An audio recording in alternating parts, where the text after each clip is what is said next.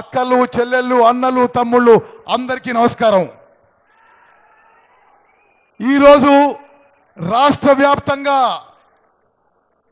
ముఖ్యమంత్రి రేవంత్ రెడ్డి గారు, ఉప ముఖ్యమంత్రి బట్టి విక్రమార్క గారి నాయకత్వంలో కాంగ్రెస్ పార్టీ, కాంగ్రెస్ ప్రభుత్వం పేదలందరికీ ఇళ్ళు ఇచ్చే కార్యక్రమంలో పాల్గొనడం నాకు కూడా ఎంతో సంతోషం అని చెప్పి మనం చేస్తున్నాను.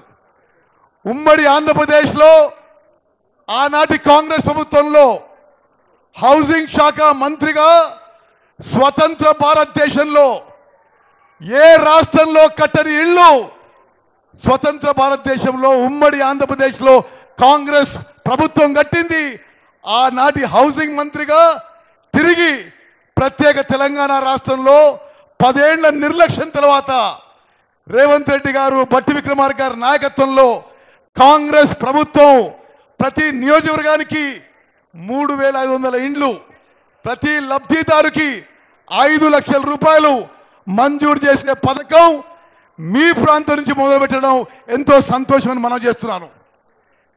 అక్కలు చెల్లెలు అన్నలు తమ్ముళ్ళు, ప్రత్యేక తెలంగాణ రాష్ట్రం ఏర్పడ్డప్పుడు ఆనాటి ప్రభుత్వం నిరుపేదలని మోసం చేసిండ్రు.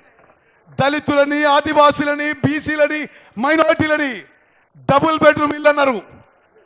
అందరికీ డబుల్ బెడ్రూమ్ ఇల్లు అన్నారు.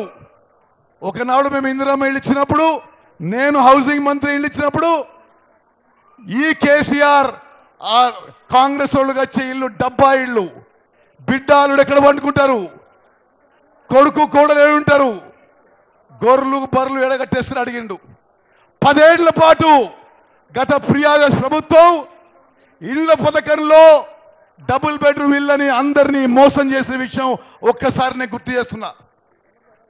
ఇళ్ల పథకం అమలు చేయకపోగా ఆనాటి ఉమ్మడి ఆంధ్రప్రదేశ్లో చాలా ప్రతిష్టాత్మకంగా హౌసింగ్ డిపార్ట్మెంట్ని, హౌసింగ్ మినిస్ట్రీని కూడా కేసీఆర్ ప్రభుత్వం నిర్వీర్యం చేసిన విషయం నేను మనవి చేస్తూ, మరి రేవంత్ రెడ్డి గారిని, శ్రీనివాస్ రెడ్డి గారిని నేను గత అనుభవంతో మనవి చేస్తున్న హౌసింగ్ శాఖని బలపరిచి రాష్ట్రంలో ప్రతి నియోజకవర్గంలో మనం అనుకున్న టార్గెట్ ప్రకారం 3500 ఇళ్ళు కట్టిస్తే తప్పనిసరిగా కట్టియాలి. కాంగ్రెస్ పార్టీకి, కాంగ్రెస్ ప్రభుత్వానికి తిరుగుండదని చెప్పి నేను మనవి చేస్తున్నాను.